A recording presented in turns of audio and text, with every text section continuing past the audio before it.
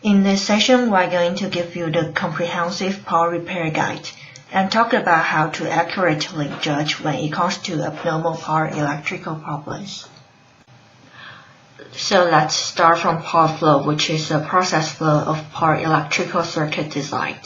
With this power flow, you are clearly aware of the direction of electric current, starting from DC jack, charger into the system, such as memory, CPU, sales bridge, etc. And for this power flow 1, which is so-called other power, including part of 3 volts, 5 volts, memory, 1.35 volts, etc. While power flow 2 is mainly focused on CPU. As you can see, 3 power rail, which is V-Core, VCC-GT, and VCC-SA, they are all controllers, so there will be 3 modes with high side and low side in each of them. Same controller structure for system IC and single IC in power flow 1. Abnormality check is the first thing to do when you get the board. See if there is anything wrong by appearance observation, impedance measurement, and practical experience. For impedance test, follow the sequence with these 6 checking steps and refer to repair guide accordingly to check its abnormality. Since all the electricity comes from DC jack in the first place, so let's start from DC jack.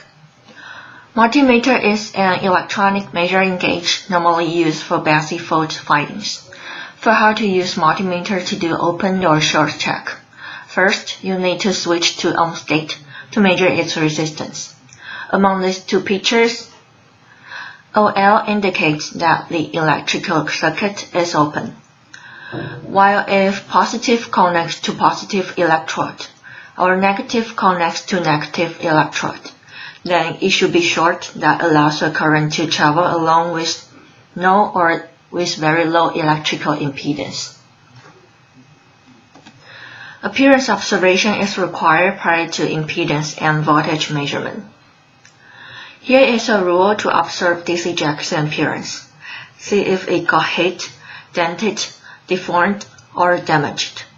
And also check if something wrong on pins.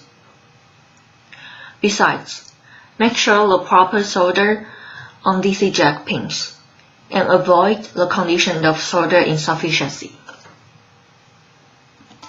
Move on to impedance and voltage check. Take a look at this screenshot from PCB repair navigation system. Measure the impedance of pin 2, which is DC jack related. If it comes up with low value, check if short circuit occurs in back ends.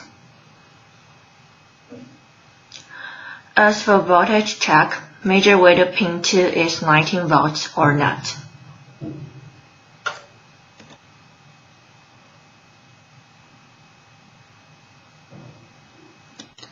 If there is no any problem with DC jack, then let's go to the next repair guide, which is for charger IC. There are 2 charger IC with different configuration. So HPA02196 is the first one that we're gonna introduce. With part number, we are able to know which charger IC and pins are used on it. And for this HPA02196 charger IC, VCC must be enabled in the first place. So let's start from short circuit elimination. If short circuit occurs, that means IC might have some issues. From step 1 to step 2, measure VCC and REGN to see if the impedance is generally over than 100 ohm.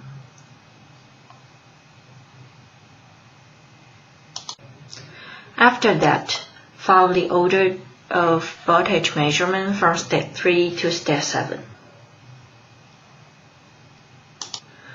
Confirm if AD dug in is around 19 or 20 volts. If not, then go back to previous slide to refer to DC jack repair guideline. Besides, the voltage of VCC and AC-DET are also required to measure to see if it's normal. If the steps that are mentioned are all working good, normally VREGN would be around 5.8 to 6.2 volts. Otherwise, better fix or switch charger IC. Similar logic to this SN2867 charger IC. Compared to the last one, in SN2867, only pin location of VCC and REGN changed. As for checking procedure, nothing changed on it. Since the criteria for this SN2867 charger IC is exactly same as previous one, so I'm gonna go over it quickly. To begin with, check DC jack and then check charger. After current flows past DC jack and charger, it will keep flowing to auto power. In other words, current won't flow to auto power unless IC performs well.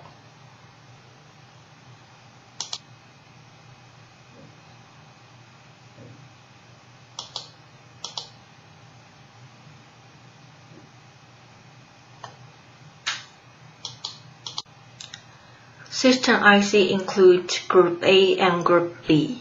No matter which Group it is, there are three functions: VIN, LDO, and Enable, that is marked in red, are required to check out.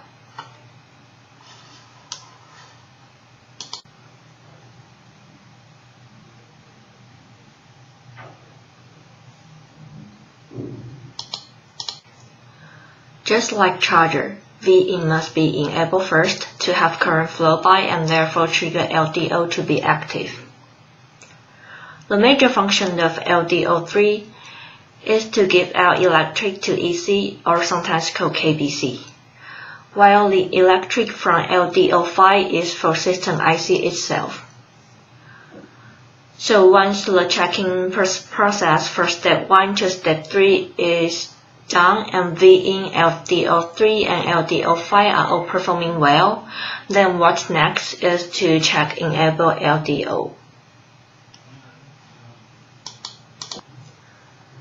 Since LDO3 connects to EC as well as IC, normally it would be difficult to find out which part goes wrong. Might be IC or might be EC when abnormality occurs on LDO3. To check down the root cause and fix it, please follow the low switch IC guideline. If everything is good from step 1 to step 6, except AC battery system, under this circumstance, it would need front-end engineer's repair experience to point out which abnormal part or what might be the potential cause. Could be system IC or front side or back side of it. As mentioned before, the current from LDO5 is only for system IC itself. So once something wrong on LDO5, then the abnormal cause must be from system IC. To fix this problem, please replace system IC.